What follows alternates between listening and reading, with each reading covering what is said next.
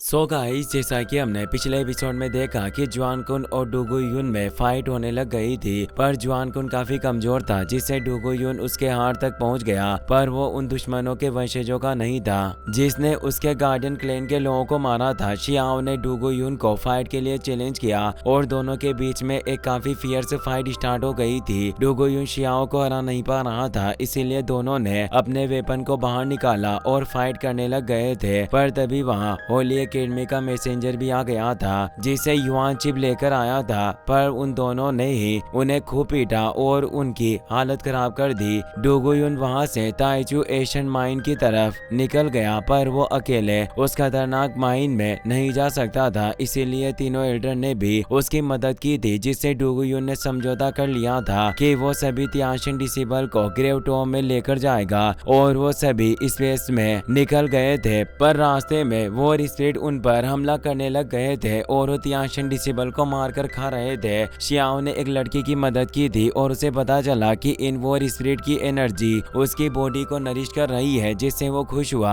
और अब वो काफी सारे वॉर स्पिरिट को मारने लग गया था, जिसकी एनर्जी भी उसकी बॉडी में एब्जॉर्ब हो रही थी। बाकी सभी भी ये देख लेते हैं, वो समझ जाते हैं कि ये वॉर स्पिरिट वहां की प्रीमोडियल स्पिरिट को नरिश कर रहे हैं और अब वो भी मौके का फायदा उठाने के लिए उन वॉर स्पिरिट को मारने के लिए आगे बढ़ने लग जाते हैं। वहीं तियाशिन एकेडमी के तीनों Elder Asian ancestor war spirit से लड़ने में लगे हुए थे। उन्होंने शिप के ऊपर एक प्रोटेक्शन बैरियर को एक्टिवेट किया हुआ था, जिससे वो एशियन एंसेस्टर वॉर स्पिरिट उस एनर्जी शील्ड को तोड़ नहीं पा रहा था। वो अब अपने क्लोज से उस पर हमला करने वाला था। एल्डर को आभास हो गया कि ये हमला काफी पावरफुल होने वाला है, इसीलिए वो अपनी पावर से बैरियर को और ज्यादा स्ट्रॉन्ग कर देते हैं, जिससे वो क्लो अटैक भी बैरियर का कुछ नहीं बिगाड़ पाता। और अब फोर्थ एल्डर अपनी पावर से एशियन वॉर स्पिरिट की बॉडी को जकड़ने लगते हैं। थर्ड एल्डर भी अपनी जायंट प्रीमोडियल सोर्ड से हमला करके उसे मार डालते हैं और अब सेकंड एल्डर डिस्क फॉर्मेशन को एक्टिवेट करके उन वॉर स्पिरिट की शिप पर हमला करते हैं और उस पूरे शिप को ही तबाह कर देते हैं। उस शिप के नष्ट होने के बाद सोल पावर इमोर्टल सीड बाहर आता है,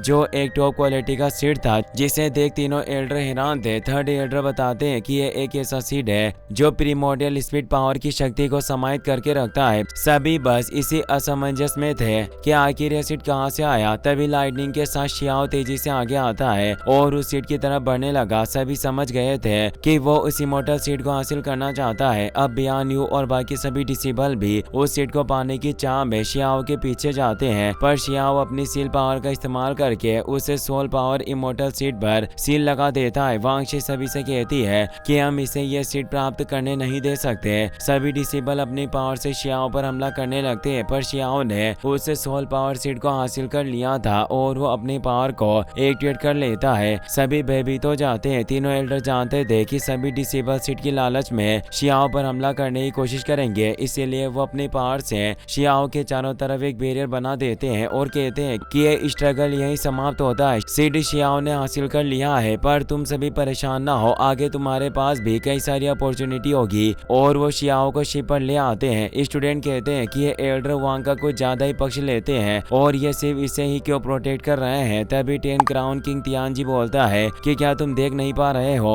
कि एल्डर ने भी तुम सभी की रक्षा की थी। और अब वो सभी वापस से आगे बढ़ने लग जाते हैं। थर्ड एल्डर उस सोल पावर सीट को देख रहे थे। वो कहते हैं कि ये सीट वर्ल्ड ट्रीसी डर्लिंग और कॉस्मिक एम्ब्रियो सीट की पावर के आसपास भी नहीं है, लेकिन ये अभी भी एक रेयर हाई लेवल का सीट है। शियाओ उस सीट को ले लेता है। फोर्थ एल्डर निराश हुए कहते हैं कि हमारे कई सारे टैलेंटेड कल्टिवेटर सिर्फ इस सिंगल सेलेस्टियल सीट के चक्कर में मारे गए। अफसोस की बात है कि हम उन्हें बचा नहीं पाए, पर हम जिस रास्ते पर चल रहे हैं वहाँ की लड़ाई इतनी भयानक होने वाली है, 10 लोगों में से सिर्फ एक ही जिंदा बच पाएगा। शियाओ सोचता है कि इस सीट की गुणवत्ता इतनी ज्यादा खास नहीं है। अगर मैं एशियन इमोर्टल पाथ के शिखर पर पहुंचना चाहता हूं तो मुझे एक सुप्रीम सीट को ढूंढना होगा। अब वो सभी बाउंड्री टॉम की गहराई में आ चुके थे, जहां उन्हें और ज्यादा सीट मिल सकते थे। पर तभी वहां काले धुएं के साथ एक खोपड़ी उनका रास्ता रोक लेती है, जो टाइम एंड स्पेस ट्रिब्यूलेशन होता है। स्कल कहता है कि तुम सभी चींटियों की तरह मामूली कीड़े हो, तुम्हारी हिम्मत कैसे हुई इस फॉरबिडन ग्राउंड में घुसने की। इस जगह की अपॉर्चुनिटी तुम्हारे छूने लायक बिल्कुल नहीं है। ऐसा लग रहा था जैसे वो स्कल पूरी शिप को ही निगल जाएगा, जिससे सभी काफी डरे हुए थे। पर ये दूसरी दुनिया का एक रॉयल प्रिजनर होता है जो सभी को वापस लौटने की बोल रहा था। डूगू युन सोचता है कि ये नेदर वर्ल्ड कि रॉयल क्लैन का बंधक है जिसे एंसेस्टर ने कैद किया था। थर्ड एल्डर कहते हैं कि तुम सिर्फ एक कैदी हो, फिर भी तुम्हारी हमारे प्रति इस तरह अभिमानी होने की हिम्मत कैसे हुई? तुम तो खुद यहाँ आए भी नहीं। यह तो तुम्हारा सिर्फ एक प्रोजेक्शन है और हमें डराने की कोशिश कर रहे हो। वो अपने सभी डिसेबल से कहते हैं कि तुम्हें घबराने की कोई जरूरत नहीं है,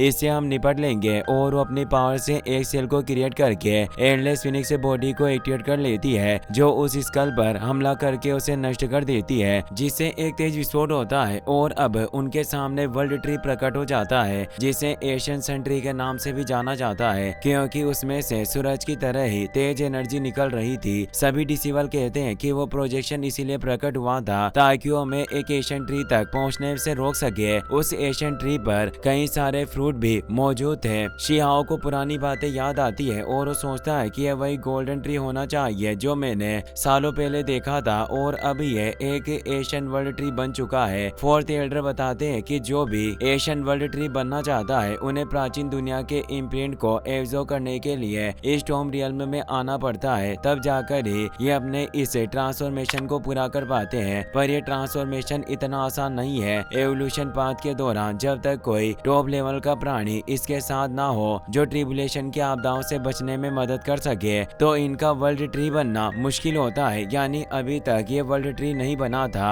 बस ये वर्ल्ड ट्री बनने के काफी करीब होता है। तभी उस ट्री में मौजूद एक लेडी को दिखाया जाता है जिसकी नजर वांग पर पड़ती है क्योंकि वही था जिसकी उसे तलाश थी। सभी डिसेबल समझ गए थे कि इस लेडी को देखकर ऐसा लग रहा है कि यह वांग की तरफ देख रही है। अब वो लेडी अपने ट्री के साथ वहां से जाने लगती है, जिसे देखते ही देखते पोर्टल के अंदर वो ट्री समा रहा था। सेकंड एल्डर कहते हैं कि हमें इनका पीछा करना होगा। हालांकि इस ट्री का इस्तेमाल सेलेस्टियल सीड के रूप में नहीं किया जा सकता, लेकिन अभी भी ये एवोल्यूशनरी स्टेज में है, इसीलिए ये निश्चित रूप से एक सुप्रीम क्रिएशन साइट पर जाएगा जहां हमें इमोर्टल सीड मिल सकते हैं। और अब वो अपने जहाज से उस ट्री का पीछा करने लगते हैं, जिससे वो एक अलग ही जगह पर टेलीपोर्ट हो जाते हैं। अब हमें फेरी वॉरशिप को दिखाया जाता है जो इमोर्टल एकेडमी का शिप होता है, जिसमें एल्डर जियो जियांग अपने सभी डिसेबल के साथ इमोर्टल सीड की तलाश में ही आए थे। वो मुस्कुरा रहे थे और कहते हैं कि ऐसा लगता है जैसे कुछ कुत्ते पहले ही यहाँ आ चुके हैं। वो तियानशन एकेडमी की बात कर रहे थे। अब हमें आधे महीने के बाद का सीन दिखाया जाता है। तियानशन एकेडमी का शिप अभी भी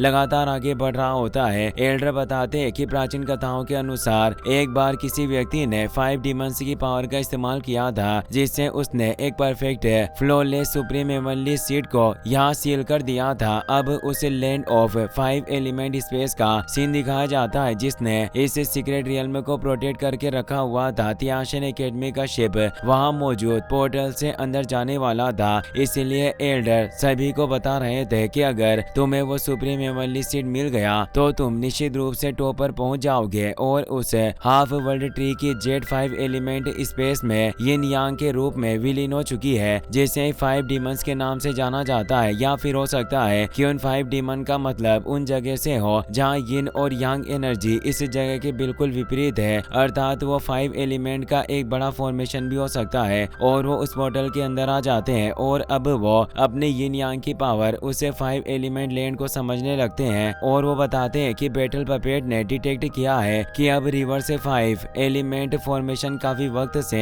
एक्टिवेट नहीं रहा, जिसे तुम इस लैंड के अंदर प्रवेश कर सकते हो। और एशियन टेक्स्ट के अनुसार यहाँ पर कई सारे हेवनली सीड पनपे होंगे, साथ ही कई सारे काउंटलेस ट्रेजर सीड भी मौजूद है। हो सकता है कि कई सारी डिवाइन हर्ब भी तुम्हारे हाथ लग जाए, इसीलिए तुम्हें जल्दी से उन्हें ढूंढना चाहिए और कोई भी लड़ाई झगड़े में हेवन के द्वारा दी गई इस अपॉर्चुनिटी को मिस मत करना। सभी उनकी बात समझ जाते हैं और वो सभी तेजी से उस जगह पर इमोर्टल सीड को ढूंढने लग जाते हैं। जुआन कुन चलते हुए अचानक अंदर धंस जाता है, जिससे उसे एक इमोर्टल सीड मिल जाता है। बियान्यू ये देखकर कहती है कि तुम वाकई काफी किस्मत वाले हो जो तुम्हें चलते चलते ही एक प्योर फायर सीड मिल गया। वास्तव में मोटे कद्दू तुम्हारा गुड लक कमाल का है। और वो भी इमोर्टल सीड को ढूंढने के लिए आगे निकल जाती है। वही मोदाओ आग से भरी हुई ऐसी जगह पर पहुंचा था जहां फायर ओरिजिन एसेंस मौजूद है। वो खुशवा कहता है कि मुझे इसकी ही सबसे ज्यादा जरूरत थी और वो वही कल्टिवेशन करने बैठ जाता है। बाकी सभी भी इमोर्टल सीड को ढूंढने में लगे हुए थे। शियाओ भी लगातार एक खास सीड की तलाश में आगे बढ़ रहा था। बियान यू को भी एक इमोर्टल सीड मिल जाता है। वो खुश हुई कहती है कि वास्तव में यह जगह कमाल की है जो मुझे यहाँ पर ये वाटर चैनल सीट मिला,